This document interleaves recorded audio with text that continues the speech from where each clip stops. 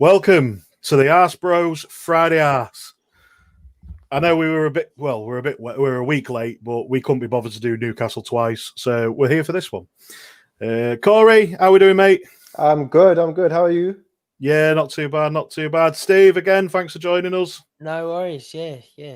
I understand that we was meant to have the bearded gooner from Same Old Arse USA. Unfortunately, he had to pull out last minute. He's got something going on, so he's going to join us again another time. So if anyone's watching who's looking forward to seeing him, tough shit, he's not coming on. He pulled out like Simon from Bridgerton. Any Bridgerton fans will know what I'm talking about. Pull-out game was strong. No, let's not get into that. Right, well, we are going to be reviewing a little bit on the absolute ball draw that was last night's game. It's just the thing that really pissed me off about last night's game is it was a late kickoff, wasn't it? It's 8 o'clock. I've had my tea. I've done, I've had a couple of drinks. I've had my tea. I was nearly asleep. It was that bad. When you're just like, you're full, you've got a couple of drinks down you, it's like, right, nap time. I'm ready for bed. It was awful. But bad. It's Arsenal. What do we expect? Mm-hmm. We've had the lows, we've had the slight highs, and now we're back onto that mundane line of, oh, here we fucking go. Mm-hmm. I mean, to be fair, I think that was Crystal Palace's game plan, to kind of sort of lull us into, a sleep, and so that if you're asleep, you can't score. So exactly. Yeah, that. I mean, Crystal Palace, they're away from home. That they're going to set up like that. There's a good chance. We're not exactly a great attacking force at the moment. We've improved, but pretty much if you set up with a low block and just look to contain, you're probably going to get some success, because we are still lacking that that magic, that stardust in our attacking play. So fair enough to them. I mean, they're just scrapping for points when they're away from home against teams like us. We just didn't do what we needed to do. No, that's true. And that 2 banks of 4 that they seem to play as well, it just doesn't help us with a low block. Anybody will know throughout the season, whoever we go against who plays a low block, like the Tottenham game, for instance, like the Aston Villa game? There's a couple of others as well. Villa were going for us. Yeah, that's true. They got a lot of chances. Yeah, so I'm trying to think of the ones that have been playing low block. Leicester. Yeah, they divided their time and then hit us. Vardion and hit us on the break. Yeah, it's effective. Yeah, but only it worked. It's like literally worked every time a team does done it. Yeah. So any coach that is looked at us and think, how are we going to get a point or 3 points here? That's what they do, and it works. Low block, 2 banks of 4. Mm-hmm. We'll have him. Yeah. Go on, Steve. I'm sure you're waiting to chomp at the bit of this one.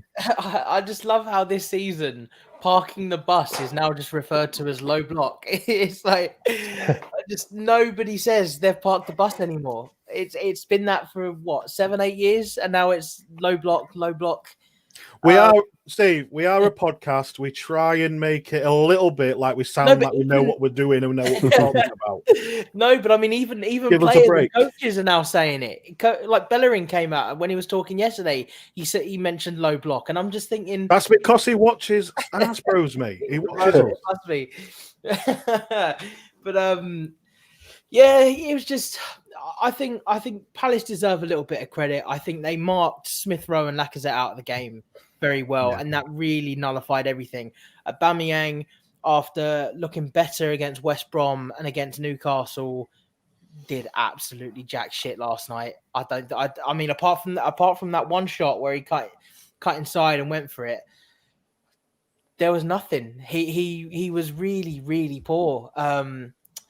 And I just think last night would have been a game for Martinelli if Martinelli was about. Obviously, yes, we missed Tierney, which I'm sure we'll touch on, massively down that left-hand side. And I thought fucking Maitland-Niles was poor. And I'm not going to slag him off too much. He's not had a lot of game time. When he has played, he's either played at right wing back, centre mid, and then occasionally he's played on the left-hand side. But so he's all over the place.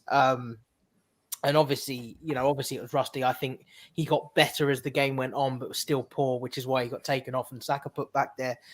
But yeah, Palace played us out of any sort of attacking momentum every time we tried to get forward.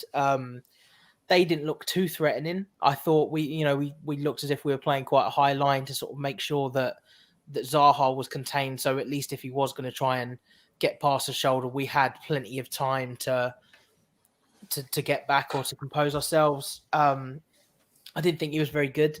I thought he spent more time moaning at the ref and winning free kicks than what else do you expect from Zaha? Yeah, I know. It's all we ever come to see of him, to be honest. Every time I see Zaha, apart from one game, I think it was two or three seasons ago, he had an absolute blinder against us.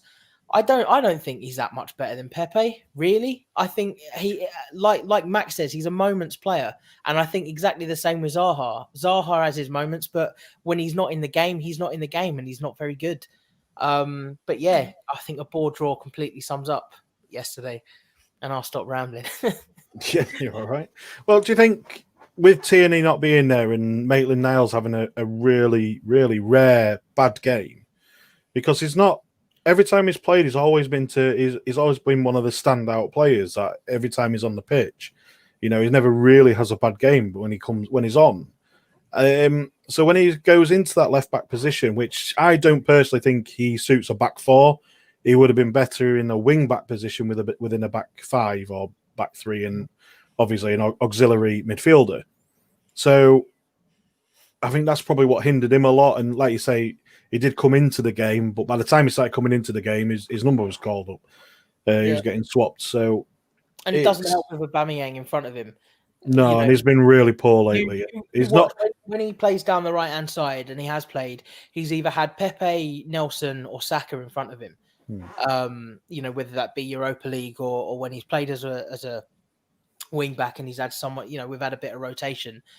And he's got players to link with. He had no one on that left hand side last night. He wayward passes, didn't know what was going on.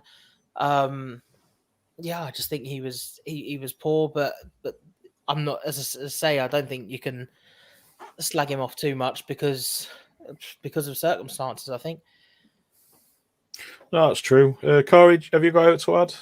Yeah, no, it's the same. I'm not gonna have a go. He was poor, but look, he's used to playing in a fullback position on the right if it's in a back four, and then when it's a five, he has played on the left. Now he's had to come in and play on the left of a four, having not even had much game time. It's like Tierney coming back in, not playing for a few games and playing at right back and expecting him to really play well. Yeah, he's a utility player and we kind of know him as that, but that doesn't mean that, when you throw him in, that he's not going to take some time to actually sort of get used to things and adjust and whatnot. So, I'm nothing. He was shit, but I'm not going to criticize him. Yeah, I'm the same as you guys. There's no point in criticizing someone who very rarely has a bad game, and when he does have a bad game, he knows he's had a bad game. Yeah, you could see it in his face. Although he is one of them type of people that has that face whether they're sad or smiling. He's got the same face. Resting bitch face. Yeah. So yeah, he has one of them faces, but you could tell in him he was having a bad game, and he knew he was having a bad game. But again, to go on to Aubameyang, he's only had really, 2 good games so far this season?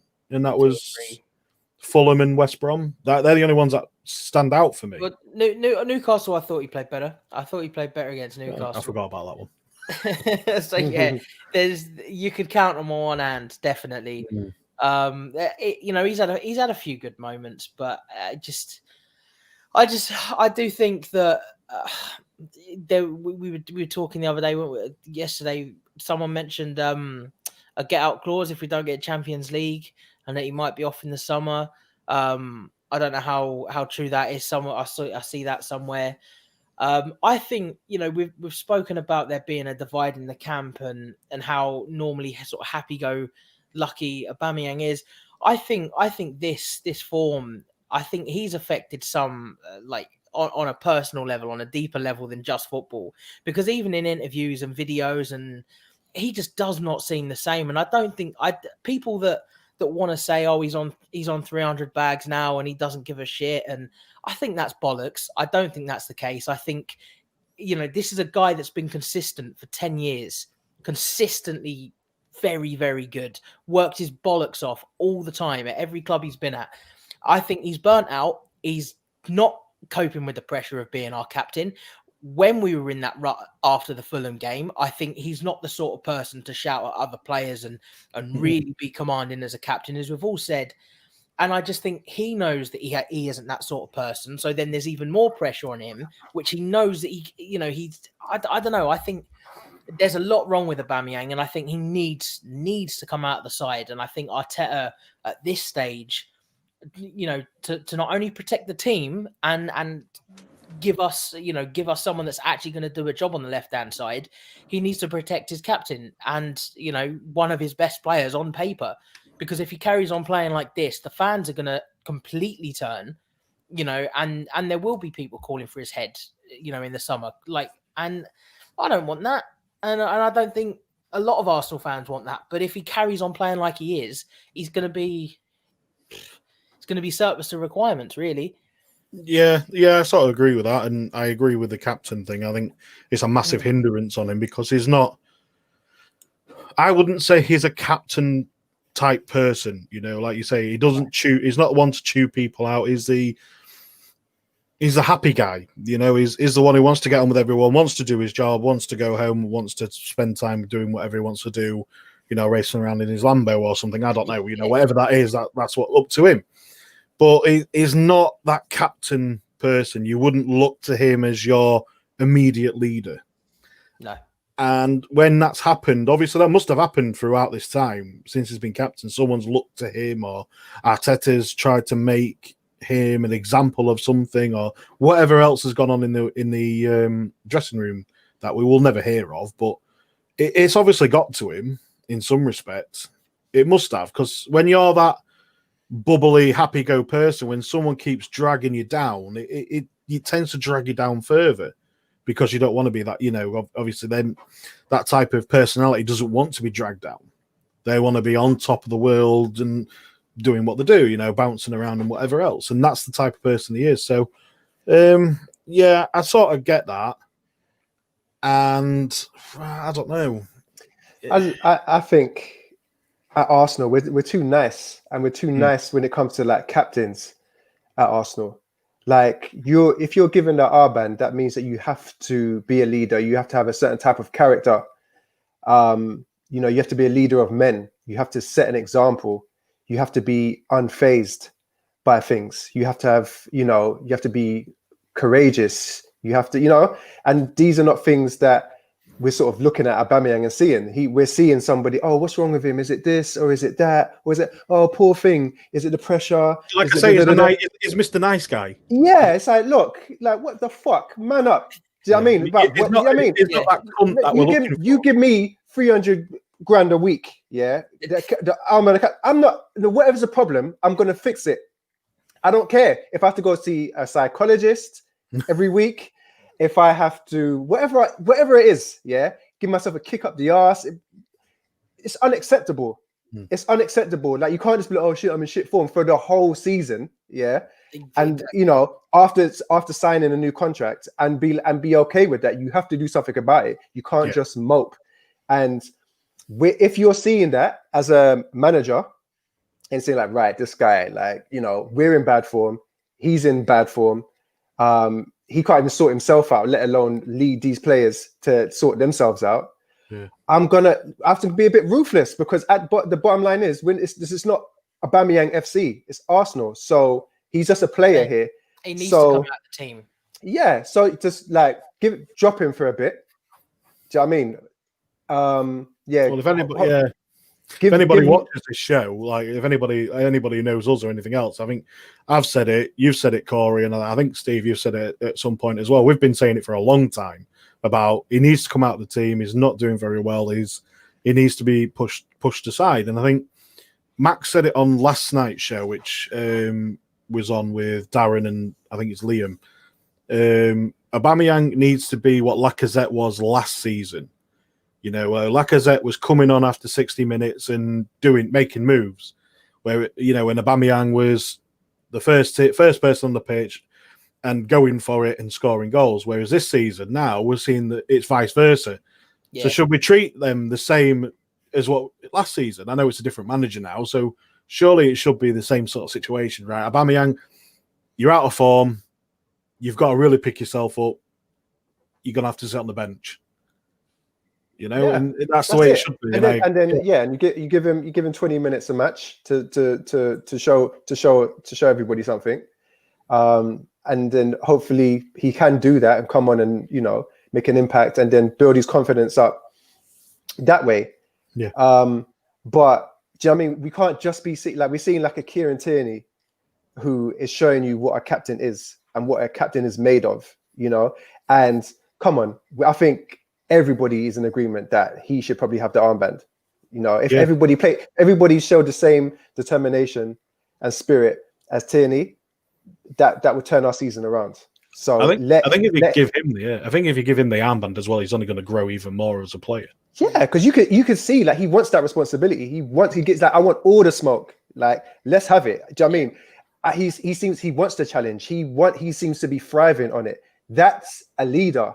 You know, that's a general of our army, not Aubameyang, Mr. Nice Guy, Mr. Smiley, and whatever. I appreciate the fact that he's a nice guy. He talks to fans and whatnot, but he's right now. He's a key player, but right now he's only getting in the side because of limited options and because he's on a big contract. He's on a key player contract, and it's got, you know, for the board and everything that I've agreed to give him the wages. It looks bad if you take a player like that and start putting him on the bench.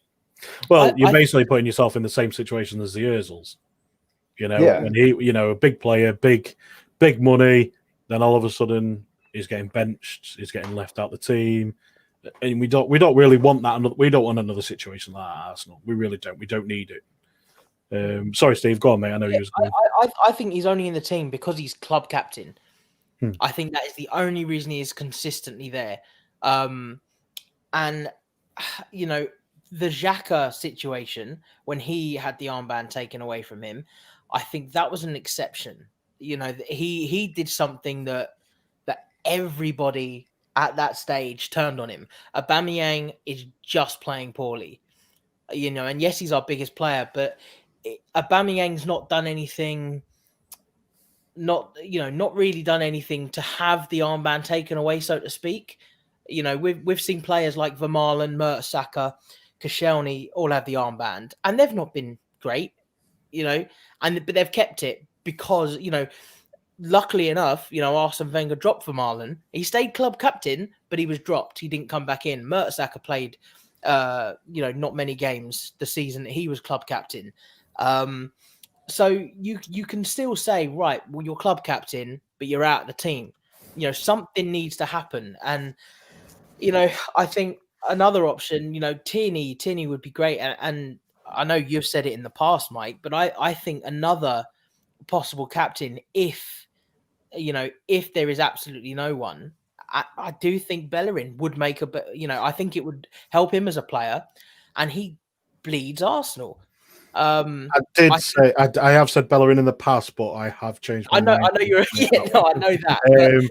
After watching Bellerin and seeing how he plays and stuff like that, sometimes I think to myself, yeah, he may be. He obviously is an Arsenal man. He's come through the ranks. He's played really well in games. He did have that bad thing and, you know, bad injury, and he's come back. He has been playing well.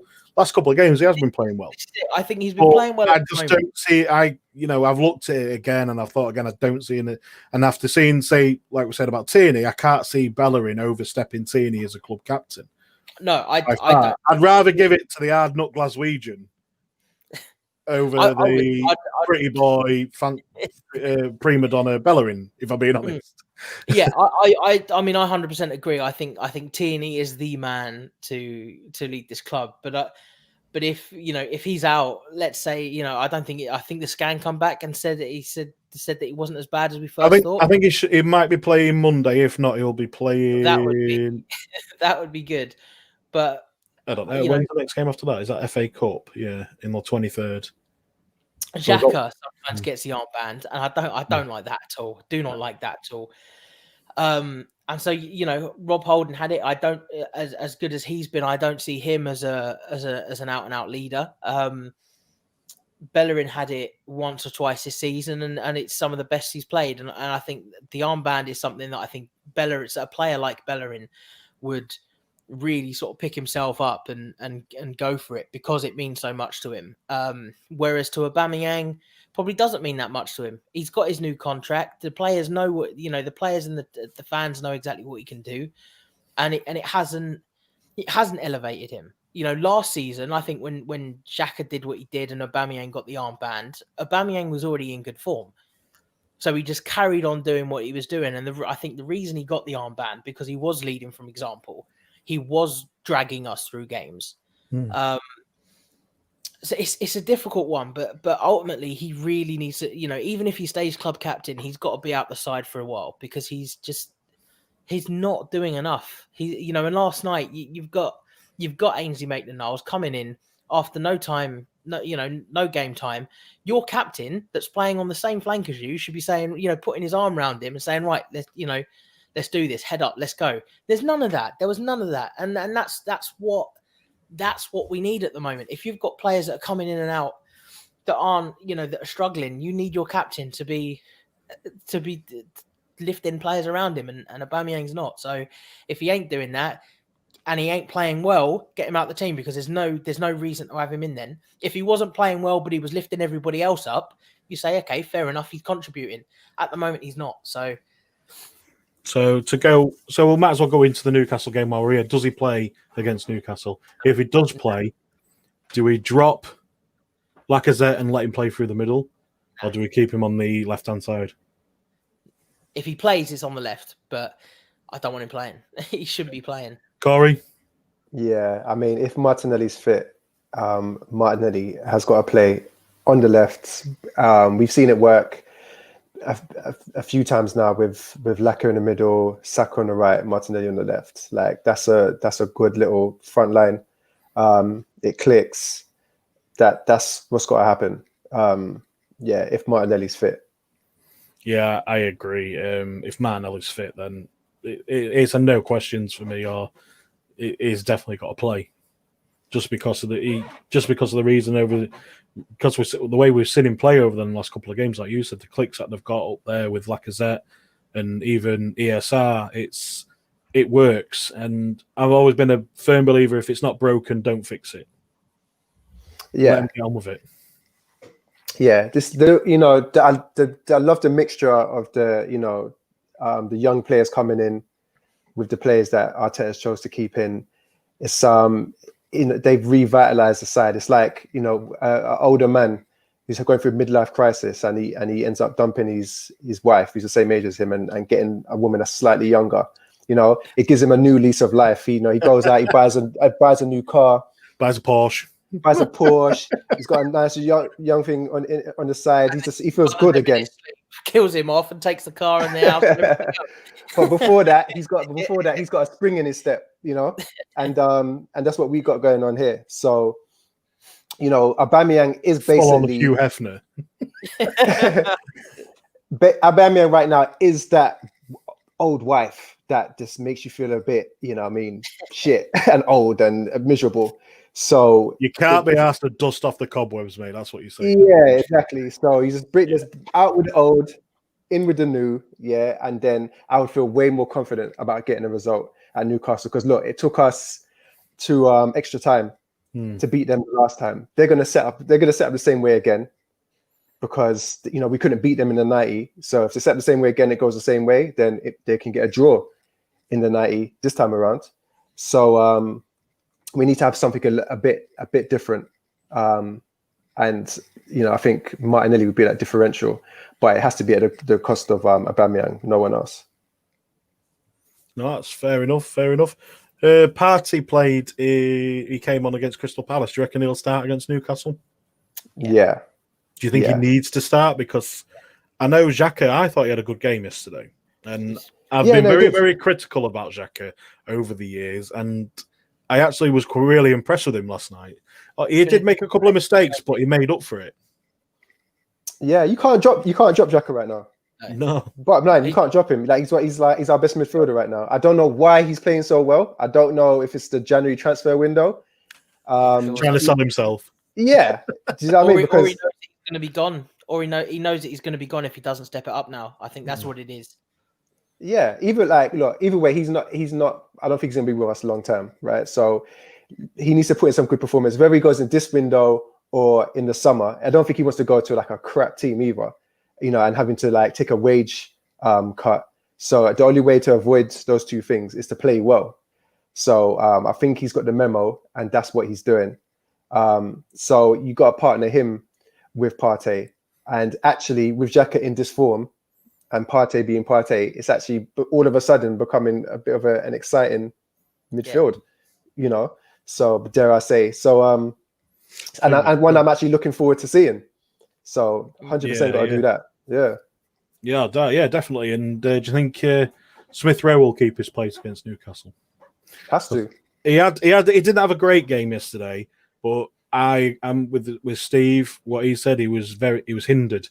He got covered with him and Lacazette. They basically shut them two down. Yeah. So the only options was getting the balls crossed in. So yeah, that's the issue I've got. That's the only problem that I thought he had yesterday. Other than that, I don't think it was any of his fault. I think he's been playing really well still. So I still think he needs to play Saka again. I'm sure you guys will agree he needs to carry on playing. But if Tierney's not there, if Tierney doesn't play, what happens at left back? Do we go with a back three, play Murray, Gabriel, Holding, have Bellerin, Maitland-Niles wing backs? Or do we keep it as it is, put Maitland-Niles at left back, or do we put Saka back at left back? Which then opens the door to our favourite Brazilian up at right wing. No, we're not mentioning that name. It's a question to ask, really. If Tierney doesn't play, what do we do? It's a hard nut Scott. He's playing. Not only that. I thought it was actually at Newcastle, but it's not. It's actually we're at home. Yeah. So I thought with it being if it was at Newcastle, it's right up his alley, isn't it? It's cold weather, happy days. It's fucking freezing up. Yeah. It's fucking horrible. I'm sitting here. No, look, if I left, I'd just play Maitland-Niles. Try Maitland-Niles there again. But yeah, I mean, look, he's had one bad game. What do you do? Like we've had a whole season of the full 11 having bad games. Do you know what I mean? So I'm not singling them out. It's just like I'm not going to do that because it's not. We've been talking about Aubameyang, we talk about Willian, we talk about Pepe, we do all these guys having bad game after bad game. So on the contrary to that, we've seen players like a Nelson or a Pepe, or maybe not so much Pepe, but players that have come in for one game, had a good game, and then been out the side the next week. So who's to say that Arteta won't say, right, well, you weren't that good, let's try something else? He might do, but I just think, look, he's got a bit more time in training now. He would have gone back in the dressing room and be like, do you know what? I messed up here and I messed up there. I should have done this. I got time to reflect. I will watch it back. I was a little bit not used to the system. Just playing in the back four at left back and whatnot. But I got a bit used to it towards the end. I know Saka got switched there later, but I think you can give him a second chance. We didn't concede, but we didn't get smashed. We didn't concede. No, So with that, I would give him another chance if Tierney's not fit. But hopefully. He is. I wouldn't want to play Saka at left back again. I think it's a bit of a waste nowadays. On that right side, he's been we need him forward. Yeah, he looks dangerous there. Especially with Smith Rowe. Yeah. I mean, Willian is a problem. I don't know what's going to happen there because he's not a bad player. You know what I mean? No. We talk about him, he's not a bad player. It's just he's just not in great form. I don't know if he's trying or he's not, or if it's the same. He's got the same mental issue Aubameyang has or whatnot. But the bottom line is, before he came to Arsenal, nobody was saying that Willian was a bad player. So we do have a good player there. He's just not doing it. He just don't want to come out, does he? No. So same with Pepe as well. It's like we know, like we were all excited when we bought him. We looked at him and thought, oh, what a player. Nobody was even complaining before we bought him about the price tag, because he done so well in France, like 22 goals. So again, there's a player there, but for some reason they're just not able to display it in Arsenal colours, and that needs to get sorted out as well. Yeah. Somehow, some way. I don't know. I don't know how. But it. Summers has got to happen. Something's got to happen. Yeah. Summers has got to happen. I agree. Get a good offer from China in the summer. That's what I would like. Nah. It's the place to be for these ones, isn't it? Yeah. I think another one as well for the Newcastle game is one that I've been sort of pondering. Is it Gabriel or Mari? Both. You drop Holding? I would. I think I would. For two left-footed centre-backs. Why is everyone so obsessive? Look, everyone, Arteta really, I don't get it. Arteta really got some people. He come out one time and said, "Oh, I like a left-footed centre-back," and everyone was like, "Oh, you got to have a left-footed centre-back." It's like, look, footballers are trained to use both their feet as well as they can. If you want a guy that sort of plays it out from the back and whatnot, if you're dealing with pacey players that sort of dribble and stop them sort of cutting in and whatnot, it's cool to have sort of be stronger on one side, but come on, it's like it's not a big deal. We've played ultimately. We've seen Mustafi and Socrates line up together in the past. We've seen Chambers and Holding as a pair. We've seen Mertesacker and Koscielny. And I think Koscielny was predominantly, he could use his left foot, but I think he was a right foot, was he not?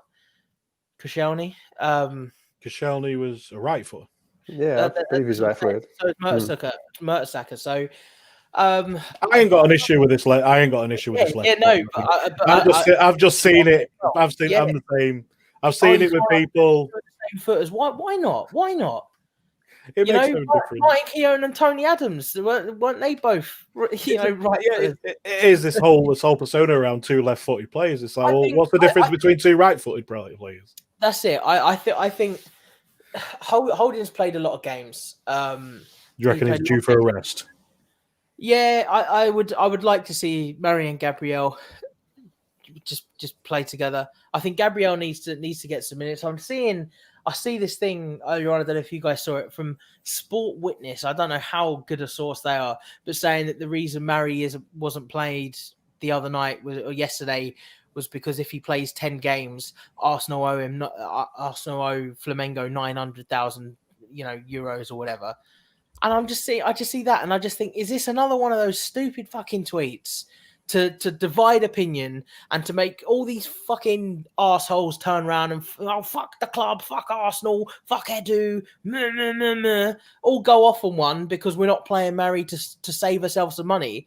But then I just think, if that's the case, if there is that clause, why would you not play him against Crystal Palace? Are you going to just not play him for the rest of the season? Exactly. It's got to be bollocks. Exactly, because if he plays against Newcastle, we're still owing the 900k. Exactly. And it doesn't matter, does it? In the season, in this form, we're not just going to completely freeze him out for the sake of 900 grand. If that was the clause that, if he makes 10 appearances, we pay them that. If he's good enough, he plays the 10 games. He only cost us nothing, did he? He was a 2 million loan fee last season, and then we got him on a free. So, whatever. I would like two of them play, definitely. I don't think it's going to happen, to be honest. I don't think Holding's going to get dropped. I don't personally. That's why I'm saying Gabriel or Amari, because I can't see Holding getting dropped. Oh, I would like to. I can't see it, but I would like to see both of them play. Definitely. Yeah. I think it would be Mari if he's fit, and Holding. To be fair, like Holding seems like a bit of a mainstay. He got the armband the other day. I think Arteta really likes him. He's a sort of steady Eddie. He's been solid player. So yeah, exactly. So he's been the ever present, and it's like, obviously our last we haven't lost in 4 games now, and he's played in all of them. So I think I don't think that he would sort of change that element of the team at this stage unless it's enforced. Yeah. Right. So who are we going with? Gabriel or Mari? I'll let Cory answer. I'd like to see both of them, but oh fuck it. No, if we're seeing one of them, I would like to see Gabriel, because Mari, if he was out because of a tight calf or whatever, bring him on in the second half. But let's see Gabriel back. And we've seen Marion holding up against Newcastle, so let's see Gabriel back. Gabriel and Holding. There we go. Yeah, I think Mari, if fully fit, I'll go with him. He's looked good since he's come in. We've had like no complaints, like one or two little sort of moments, but apart from that, you haven't had nothing to talk about with him, which is always a good thing for a defender. If you're not talking about the defender, then he's probably doing a good job. Yeah. So yeah, I think we sort of let the momentum keep rolling, because we wouldn't want to sort of take him out and it turns out Gabriel's a little bit rusty after being out, and then it's like, oh shit, now we've conceded a goal, having found that out. So yeah, keep it as it is. Yeah, I'm with you on that one, mate. I agree. I think Mari definitely, and I'd play Gabriel against on the FA Cup game. Get him some minutes on that one. Which is on the 23rd. So is that FA Cup 23rd? This is what it says on the fixtures, mate, which I've got in front of me. Doesn't tell you who we're playing, but it says we're playing on the 23rd of Jan. Fair enough. Didn't know that was FA Cup. That seems soon. Yeah, they do, don't they? They come. Is it 2 or 3 games that they come really quickly, and then it stops? 23rd. Fucking hell. Yeah, and that's right, because it's going to be Southampton. They ain't getting beat, so it'll be and then it'll be Southampton 3 days later, same as Newcastle, pretty much. Yeah, I think we'll have next Friday off those. Southampton then Southampton. Fucking hell. Yeah, that's what it's looking like. How are we feeling about the FA Cup this year? Are you bothered? Would you like to go on another run? Would you like to? Yeah, of course I would. The holders, 14 bloody FA Cups we're sitting on here. I'd like to round that up to 15. Definitely. Honestly, I would take finishing the season in the league where we are now and an FA Cup. I'd take that again.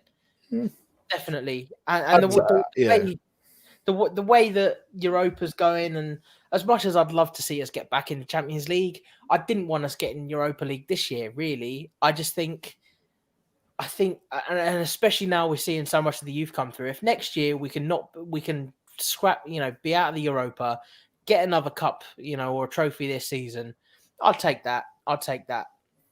Yeah, look, end of the day, there's 4 cups you can win in a season. At any one time, if you're lucky enough to be in a European Cup run. So you've got, for us, for instance, there's a chance to win 4 cups at one point. You got the Prem, FA Cup, League Cup, Europa.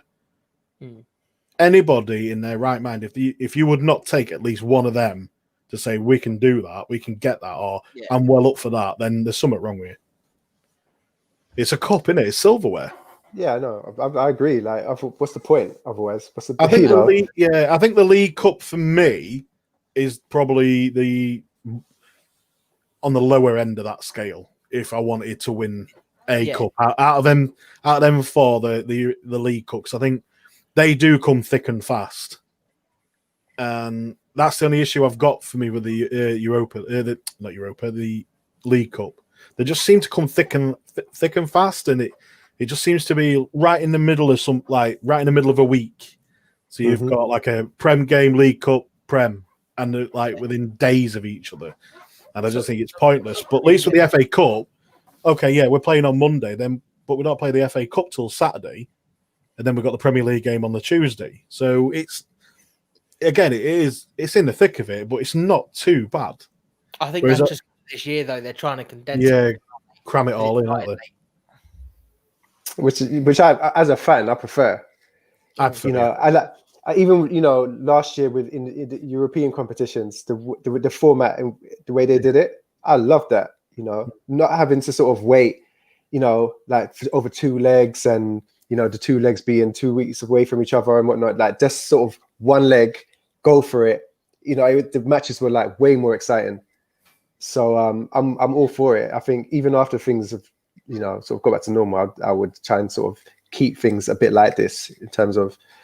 But obviously the players and whatnot, they're going to talk about their fitness and too many matches in close succession and whatnot. So I understand that as well. But from a fan's perspective, yeah, I like the matches coming one after the other like this. Yeah, well, then again, we're going to be having some weeks off soon now because it's coming up to that Feb. Don't they have like a 2-week off in the Feb? No, we haven't this year.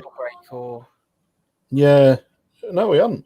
Hold on. So 2nd, 6th. 2nd, 6th, 13th, 18th, 20th, 25th, 27th. Then the 6th and the 13th, then the 20th. I think that 20th will be changed to a Sunday.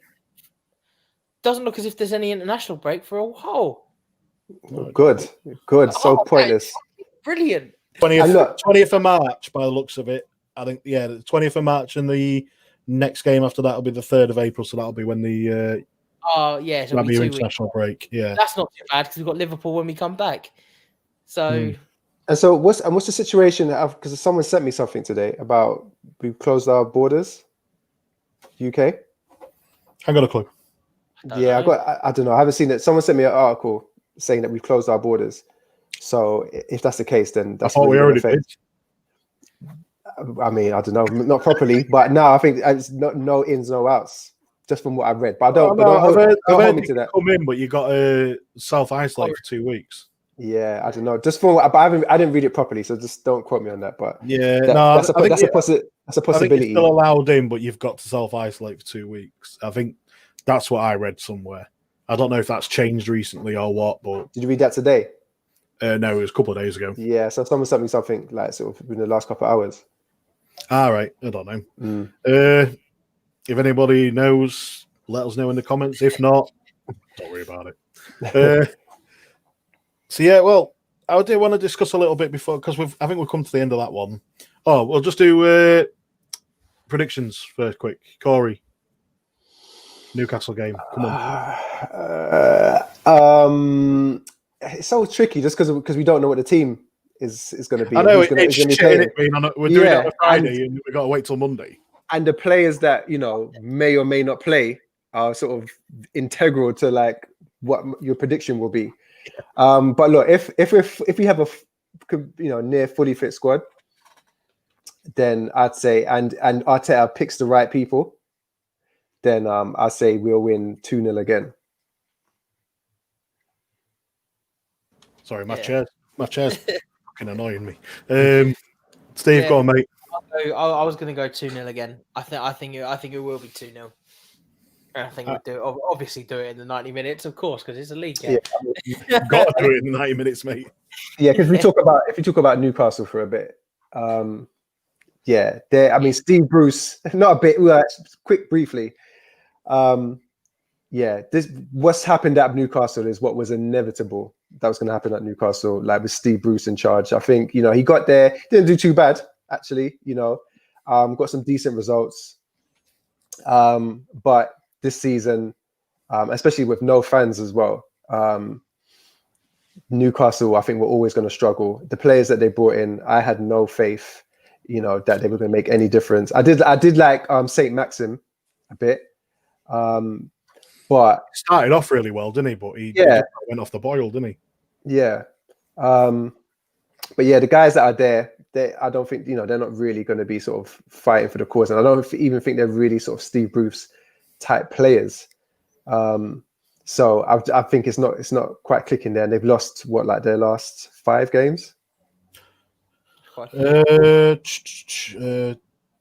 2, the lost, then the drew, lost, and that's okay. And Callum Wilson's tailed off. They've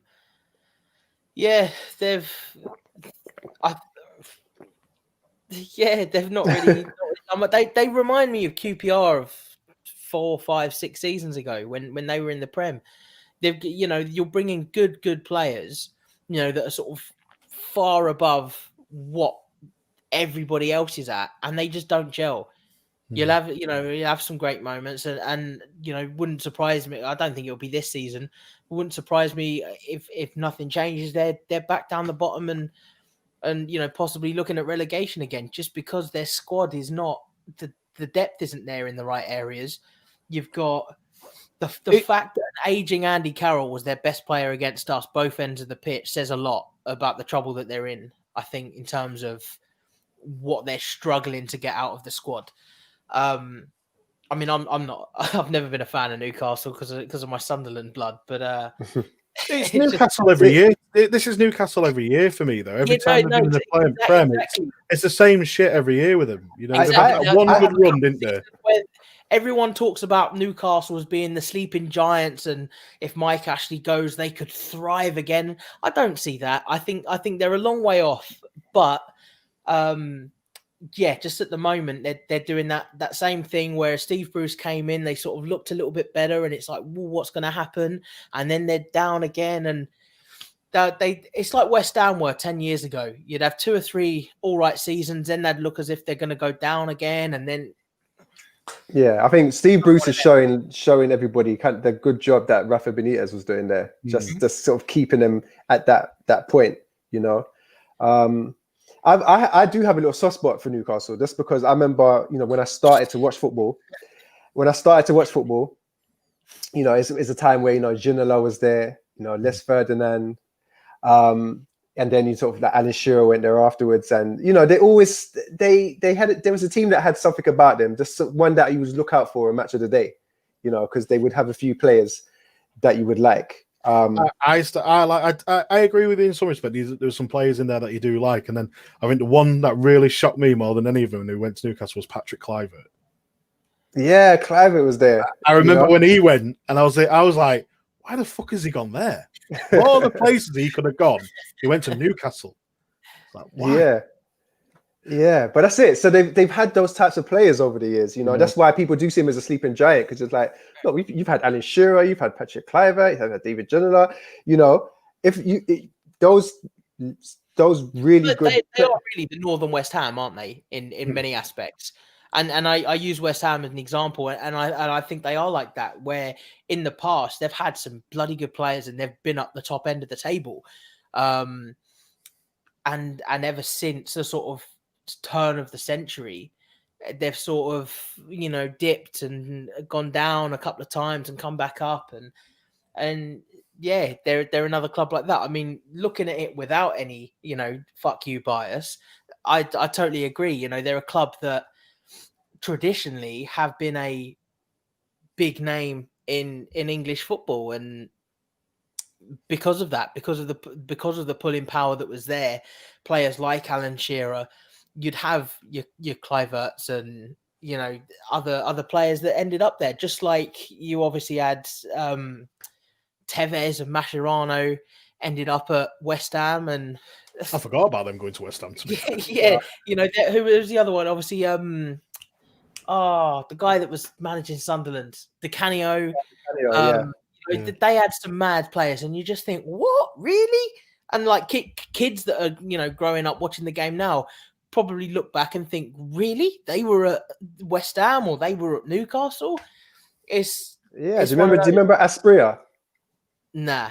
Oh yeah, you remember? Too young, Steve. I'm only 27. Yeah, you're probably too young. But yeah, no, they've had some good players, and when they were that takeover looked like it was going to happen, I was a bit like, yeah, makes sense that some billionaires would want to take Newcastle. If I was looking at a Premiership team, I'd look at the support and the history and whatnot, and then potential growth. Yeah, the stadium, and I think this is a good buy. So I was a little bit disappointed that it didn't happen, because again, I've just got this sort of soft spot for them. So I'm with you on that one. I think out of anyone who you'd think a billionaire owner could buy right now in the Premier League, you'd look at Newcastle for them reasons that you lot just said. Big stadium, only one in the city. Yeah, huge fan base. Mad support, yeah. So yeah, it makes sense, doesn't it? Out of anyone in the Premier League at the minute, that team makes sense to buy. But I'm not a billionaire, so what would I know? Mike Ashley, honestly, you know, he's. Let's not mention him. I used to work for him at one point in time. So he's awful. He's absolutely awful, and I think I just think even, you know, whether he's at Sheffield United, Newcastle United, West, you know, people like him should not be involved in football, and it's awful for the game because you know, just fuck him. He's awful. He's a leech. I know. Makes you appreciate Kroenke a bit.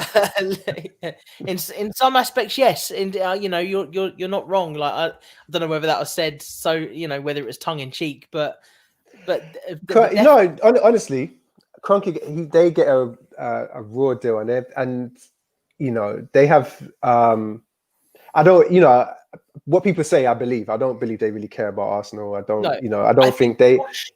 I think Josh gets more undeserved stick than his dad. Stan's been here a lot longer, and he's done, you know, silent Stan. You know, they call him that for a reason. Why not come out and, you know, Josh has at least, whether it's bollocks or not, Josh has come out and he's spoken to the media. He's addressed the fans, you know, in a general manner and told people what he plans to do. And I think since he's been on the board, things have, you know, we've seen changes behind the scenes. They may not have worked out, you know, but Edu coming in, Raul Sanielli being binned off because Eda's going.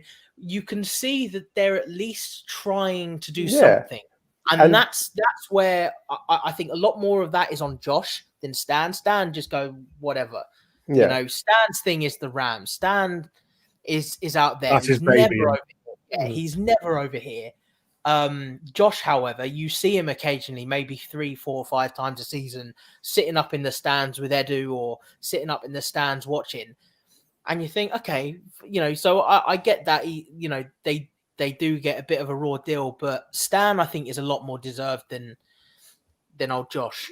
Yeah, but then I think we want our owners and directors to be ambitious. But when I look at it in hindsight and I look at the appointments that have been made in terms of directors and whatnot, prior to that, you know, when they were actually happening, I weren't against them. I didn't see it as a bad move. When we was getting the guys from Dortmund and Barcelona to come in and, you know, be sporting directors and whatnot, I was like, oh, good. You know, they're obviously well connected. They've experienced, been at big clubs from abroad.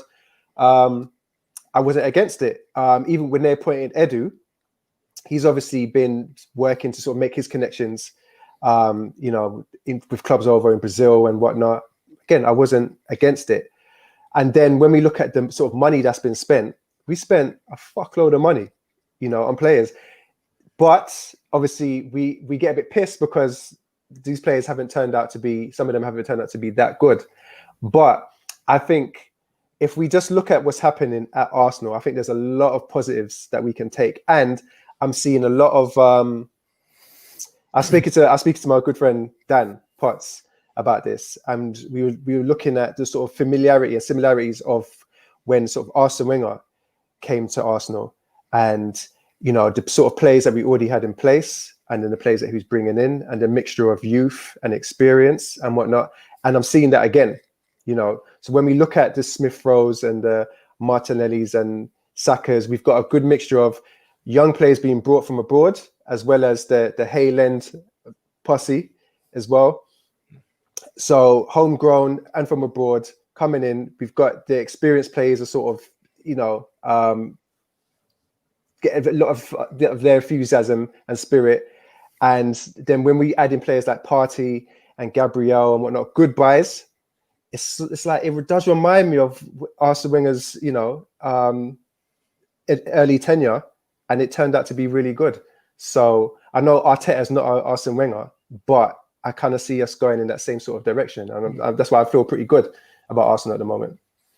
Yeah, that's fair enough. Well, I think people got to remember as well, someone signed off to buy Partey. And it had to come from one of the owners. It wasn't none of this instalment bollocks. It was 50 million. There you go. Yeah. And very good fucking point. A lot of people forget that. And as you said, Cory, some of the players haven't been great players, but 30 million on Mustafi, 35 million on Xhaka, 20 odd million on Torreira.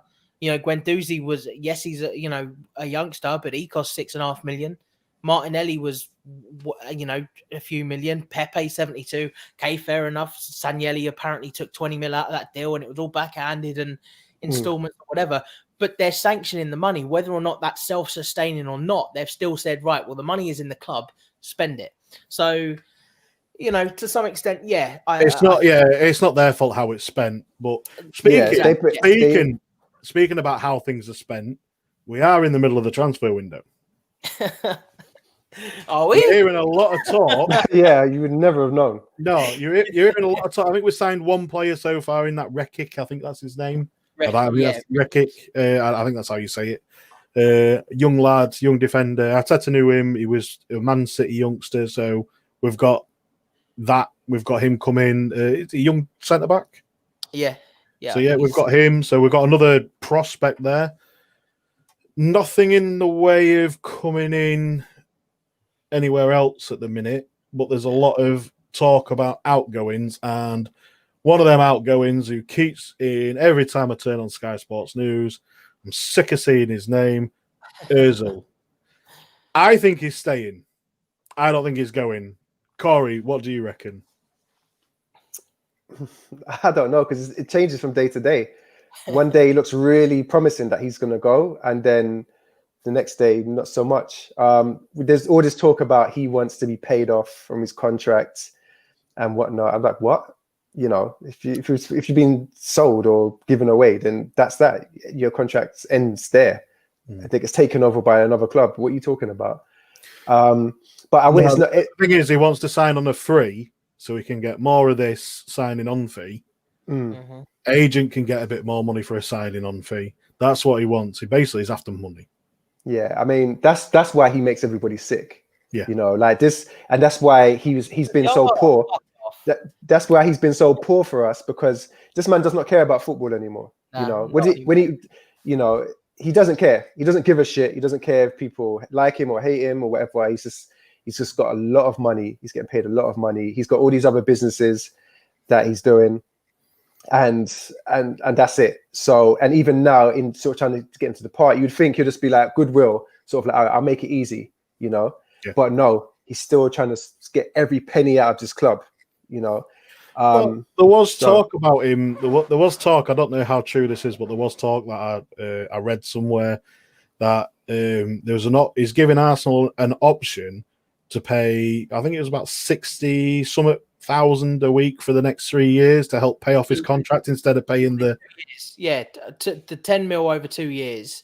But yet apparently Arsenal have turned around and said, well, we want again, this is what I think is bollocks, made up to cause another.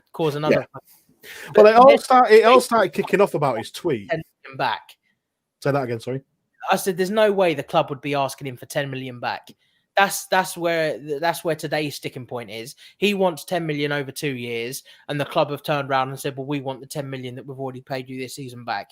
No way. No. Look on Twitter. That's the breaking news of today. And that's bullshit. How does that make it? That doesn't make any sense. Like, exactly. I mean, he's not going to give you back his wages. Like, exactly. He's employed by the club. So people irate doing their nut over this, and I just think this is the problem with social media and people that don't have any fucking common sense. They read that and think it's gospel, and then rather than dig out Ozil for being a money grabbing cunt, they're fucking digging out the club, and they're going, why the club doing this? Why, people believe any old bullshit that you tell them. I watched this documentary the other day about this cult that got started up, and they believed in aliens, and they believed that aliens will come and take them from this earth because they didn't belong here.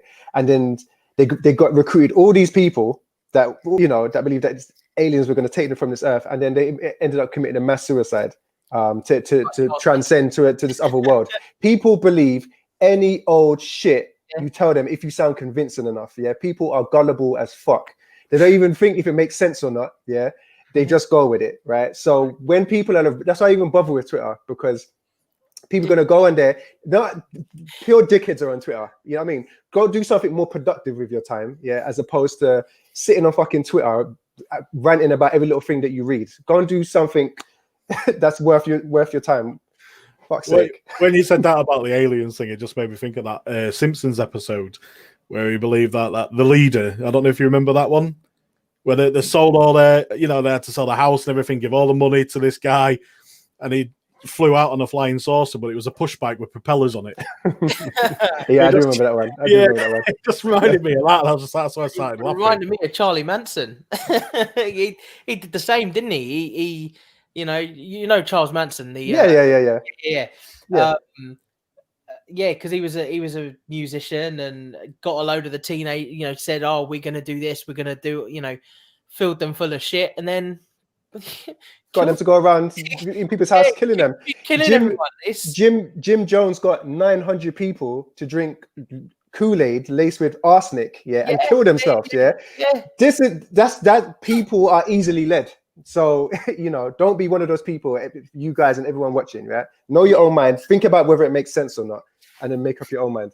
And stay off Twitter, other than getting my things about this show. Yeah, if it ain't got if it ain't got arse bros in it, don't pay no attention to it. Exactly that. You got to keep it arse bros. Keep it real. That's what we try and do. We ain't gonna tell you no bullshit. No, not at all. Arsenal's a cunt. There you go. There's no bullshit. That's a fact. That's a fact. Undisputable. I think we've been linked with other players, but they've seemed to have gone off the boil a bit. Is it Boneda? Owa? Is that? Osama. Yeah. They've all seemed to go off the boil. I think the latest one that I read was Neto, the Brazilian goalkeeper. I saw that. I saw that this morning, and I tell you what, if there's anything concrete in that, fucking snap it up. Like, he is the sort of player we talk about needing a decent number 2, a decent backup for Leno. Okay, fair enough. He's not made it in the Barcelona squad. He was there for a few years, and then obviously Ter Stegen broke through, and then number 2 was sort of fought out between him and Cillessen once Neto came in, because Neto was at another Spanish club. I can't remember where it was. He's 31. He's not going to be on huge money, and even if he is on huge money, he ain't going to cost a lot in terms of transfer fee, if anything, to bring him in. Perfect number 2. Someone like Neto. I didn't even think about Neto when I think I was talking to someone else about backup keepers, because they're Everton fans and they're talking about bloody Jordan Pickford maybe being gone. But we were talking about different keepers. Neto didn't even cross my mind then. But no, I think the link is more down to the Brazilian link that we've got at the minute. Out of anything, I ain't got an issue with him, because Barcelona number 2s tend to be pretty good, in all fairness. Yeah. He's not bad. No. What's his name? Who's that guy that went Man City? He was shit when he went to Man City. Romario, is it? Or was that was Man United, wasn't it? He was. Pep bought him because Pep knew him from when he was at Barcelona, and he just made every game he made a mistake. I can't remember his name. You're on about now, but I can't remember. But yeah, huh? Was it Caballero? He was at City, wasn't he? No, not Caballero. Another guy. I can't remember. Yeah, who was number 2 for City? I can't think. Is he still there? I don't know. I don't think so. Bravo, that's it. Thank you. Why not Sentiment? Fan of the show. Yeah, big up Sentiment. Big up Sentiment. Yeah, exactly. Bravo. Yeah, bravo. Yeah, well done, mate. Cheers for that. Yeah, you're right. Actually, he came from Barcelona, and he was he didn't do well in the Premier League. Him, to be honest. Yeah, he's one that I tend to forgot about. Although he was. I mean, he's about 38 now. I think. Let me have a look. 37. 30. So yeah, he went to City 2016. So he was much older. Yeah. But go on. I don't know. I can't get excited about buying backup goalkeepers. Do you know what I mean? I understand why we're doing it. I agree with you, though. It's you can't get excited unless it's going to be buying a whole new number 1 and Leno being a number 2. If they're going to buy someone to do that, then I'd get excited, but I'd be a bit pissed off as well, because I don't see how Leno's done anything wrong to justify that. So I don't get it. I get where you're coming from. It's no to be excited about. We want to see a new player come in. I personally think we need at least 2 players in this window or the next for definite, and that's a forward, and that's an attacking midfielder. I know people aren't going. I know there's going to be a lot of people saying, "No, you're fucking crazy." ESR's doing a great job. He can't do it all on his own. He's got to have that backup. It's got something. Something will give. With it be a hamstring, anything injury. Then who we got after that? Who did you say? Sorry? Who did you say once he goes? Smith Rowe. If he gets, Smith Rowe, ESR. Yeah. See, Smith Rowe. My thing is, he's probably playing at his like maximum right now. Like the best that he can play. We want a guy that could come in and play at like 70, 80% and just do well game in, game out. Just not having to sort of like burst a blood vessel just to sort of open up defenses, someone that could just do it casually. So as much as I do like Smith Rowe, I feel like we need somebody that, is probably a bit better and then let them share that responsibility. It's not, we can't, young players, we know the history of young players. Sometimes they can come in, they can do great, and then they fall off a bit as well. They don't have that, experience to have that sort of consistency. So, But this is it, innit? He can't keep playing at 100% game in, game out, and then sooner or later something's going to pop. Yeah, that's what it's just what happens. That's the thing that happens. We need someone to come in, one to help him develop as a player. So we do definitely someone with experience, which I agree with Cory. And we just need someone who can play at that 70% and bring the games on, and then obviously have that magic moment where we know what we need. But this is where I think we also need a forward as well, because Aubameyang, we said it earlier in the thing, is dropping. Lacazette has never been the go-to guy for goals in Arsenal. Ever since he's been here, he's never been that go-to guy. I know there's a lot of people who said about Martinelli moving into the middle. I don't think Martinelli's game would suit moving into the middle. He needs to stay on that left-hand side. For me, anyway, that's my opinion. I don't know what you guys think. I think he's got the abilities there to maybe do like an Henry, where he learns his trade on the left, and once he starts adding those goals to his game, then you say, right, because he's a physical, he's physical enough. He's got the pace, he's got the ability with the ball at his feet. I think if he can add the goals to his game and, know exactly where everyone else is on the pitch and what's going to happen, he's the sort of player that I could see being moved inside. But I agree, at the moment, whilst he is learning his trade, absolutely do not shove him up top. No. Yeah, I think keep him where he is. I think he's pacey, he's direct and whatnot. And these days, I don't know if you guys have noticed, but this sort of evolving position that is the central striker, it's changing now. They are dropping deeper, and they are sort of linking play, and they are sort of bringing the forwards to the left and right into the game. It's like, we've seen Firmino do it for years now, and then we've seen Harry Kane do it, and then we've seen Lacazette drop deep and do it. And I'm sure if you look at some of the other clubs as well, we see it probably be the same sort of thing. So so we don't want Martinelli dropping deep, and collecting the ball.